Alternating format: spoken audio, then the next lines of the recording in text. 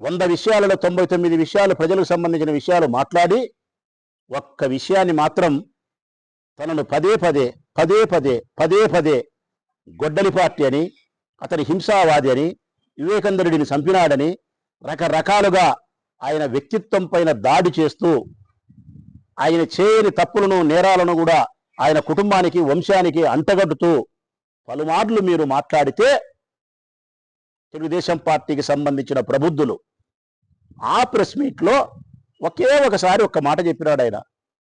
నేనే గన హింసావాదినైతే, రక్తాన్ని మరిగే పులి లాంటి వాడిని అయితే మరి 5 సంవత్సరాలు నేను పదవిలో ఉన్నాను కదా, మరి మా అబ్బను చంపిన రాజారెడ్డిని చంపిన వాళ్ళపైన నేను పగ తీర్చుకునే క్రమంలో వారిపైన దాడి చెయ్యనా? మరి వారు ప్రశాంతంగా జీవితాన్ని పులిందల్లో గడుపుతున్నారు అంటే గన నేను హింసను ప్రేరేపించేవాడిని కాదు, అహింసావాదిని, ఆదర్శవంతమైన రాజకీయాలు చేయాలనే మనస్తత్వం కలిగిన వాడిని అని తన్ను తాను చెప్పుకున్నాడు. ఇది నిజమా?